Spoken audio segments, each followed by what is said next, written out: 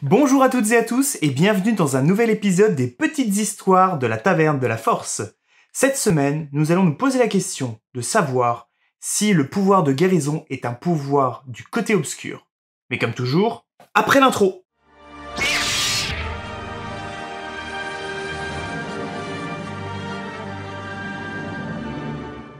Je suis ravi de vous retrouver une nouvelle fois pour une nouvelle vidéo.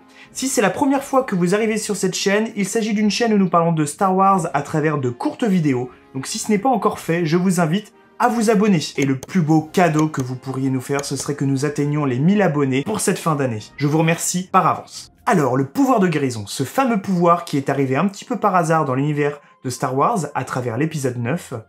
Mais la question qu'on peut se poser, c'est était-ce réellement la première fois qu'on entendait parler de ce pouvoir? On va d'abord s'attacher au canon. On le rencontre tout d'abord dans l'épisode 2, où Anakin Skywalker, après avoir perdu sa mère, parle du fait de pouvoir préserver les gens de la mort en devenant le Jedi le plus puissant qui ait jamais existé. Peu de temps après, dans l'épisode 3, c'est Palpatine qui en parle, toujours avec Anakin, où il parle de la fameuse légende de Dark Plagueis le Sage, son supposé maître, qui avait été capable d'influer sur les midi-chloriens pour préserver les gens de la mort. Et puis après ça, plus rien. On n'en entend plus parler jusqu'à l'arrivée de l'épisode 9, où Rey, pris comme une sorte d'illumination, décide de poser la main sur le serpent blessé et finalement arrive à le soigner. Et bien évidemment, ce nouveau pouvoir est également utilisé par la suite par Ben Solo, Leia et Grogu, ou alors l'enfant, que l'on voit dans la série The Mandalorian. Alors au vu de ces éléments, on peut supposer qu'il s'agit d'un pouvoir du côté obscur. Tout d'abord, vous connaissez le passé d'Anakin, il est quand même tenté par le côté obscur, et Palpatine est lui-même un Seigneur Sith, un grand utilisateur du côté obscur. Ensuite, Rey est la petite fille de Palpatine.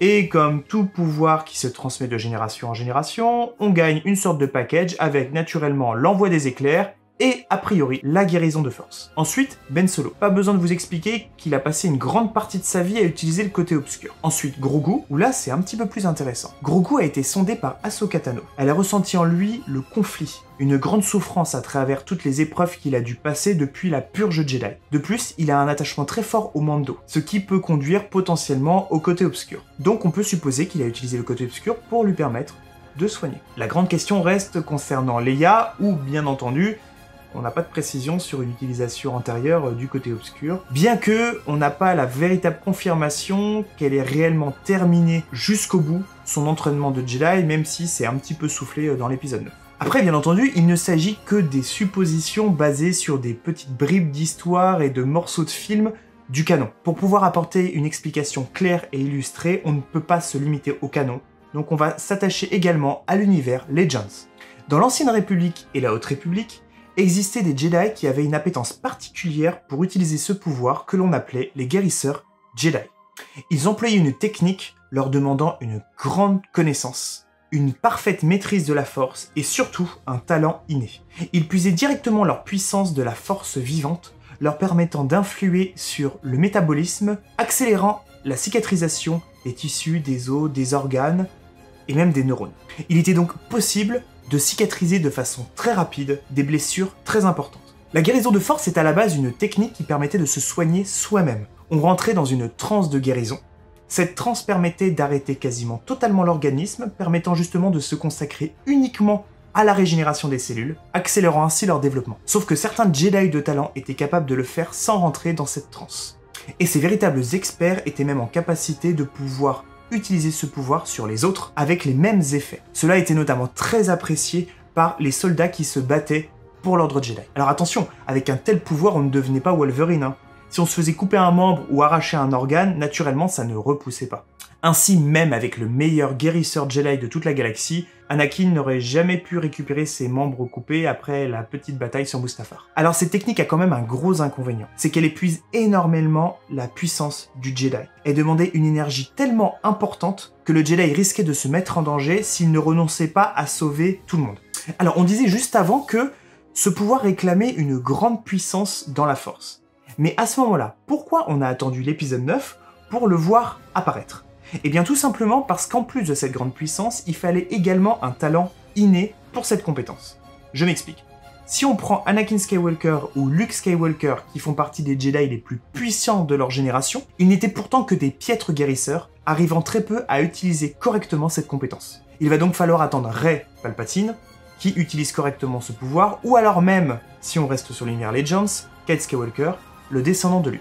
Alors en fait, il n'était vraiment qu'un nombre très limité, et du fait de ce faible nombre, il ne pouvait pas intervenir sur toutes les blessures, se limitant uniquement aux très grosses blessures. C'est ce qui leur a également valu leur réputation de sauveurs. De plus, les initiés ayant échoué à avoir un maître rejoignaient le Metzcorp, qui est une institution de guérisseurs, aidant ainsi les Jedi guérisseurs à soigner les victimes des guerres. Cela leur permettait du coup de sauver de nombreuses vies. Alors maintenant, nous allons voir les Jedi guérisseurs connus dans l'univers Legends. Tout d'abord, un ermite, guérisseur de talent venant de la planète Ambria, a soigné Dark Bane, qui se faisait empoisonner par les orbalisques qui lui couvraient le corps. Il a pu donc lui sauver la vie. Il y a eu également Barriss Offee, qu'on voit également dans l'univers canon dans Clone Wars, qui a été déployé sur Drangar afin de soigner les soldats clones face aux séparatistes. Et enfin, Bardan Jusik, un chevalier Jedi qui a découvert ce pouvoir en lui sur le tard, en soignant l'un de ses amis qui était devenu totalement un légume. Grâce à de nombreuses méditations de force et de multiples séances de guérison, il a réussi à lui faire retrouver l'intégralité de ses fonctions cognitives. Malheureusement, cela va lui coûter très cher puisqu'il va vieillir prématurément. Il va d'ailleurs analyser le pouvoir de guérison de force.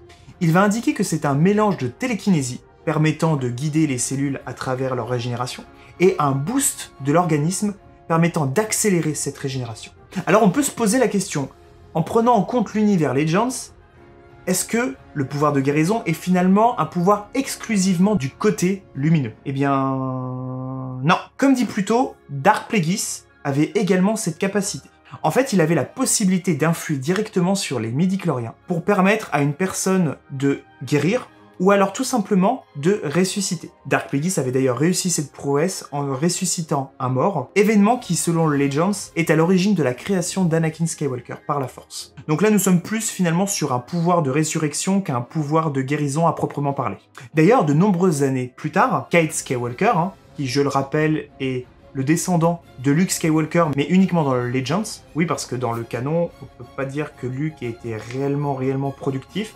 Il devait pas forcément être très porté sur la chose, ou alors il a mal vécu le râteau qui s'est pris par sa sœur. Bref, Kate Skywalker, qui est considéré comme l'un des meilleurs guérisseurs de son temps, était obligé de puiser dans sa colère, et donc dans le côté obscur, pour pouvoir utiliser son pouvoir de régénération. À un moment même, il a basculé du côté obscur en utilisant ce pouvoir. Donc, pour conclure, on peut considérer qu'il n'y a pas qu'un seul pouvoir de guérison. Il y a tout d'abord un pouvoir de guérison qui est celui du côté lumineux, utilisé par les guérisseurs Jedi ou même Grogu, qui consiste finalement à booster l'organisme avec la force vivante, tout en influant sur la régénération des cellules. Du côté lumineux, toujours, il y a également le transfert de force vitale. En effet, quand Rey va soigner le serpent, elle va dire qu'elle a transféré une partie de sa force vitale. Alors c'est super, sauf que c'est quand même un petit peu dangereux, puisque Ben et sa mère, Leia, l'ont un petit peu trop utilisé. Et ensuite vient le pouvoir de guérison du côté obscur, utilisé par Dark Plagueis, ou même Kate Skywalker, qui consiste finalement en une manipulation des midi-chloriens, permettant ainsi de guérir une personne, voire de la ressusciter. On voit bien la différence d'idéologie entre les deux, c'est-à-dire sauver avec le côté lumineux et manipuler avec le côté obscur. Cet épisode touche à sa fin, merci de l'avoir suivi jusqu'au bout. Si vous l'avez bien aimé, je vous invite à mettre un petit pouce bleu, ça ne vous coûte rien, mais ça aide énormément à la construction de notre chaîne.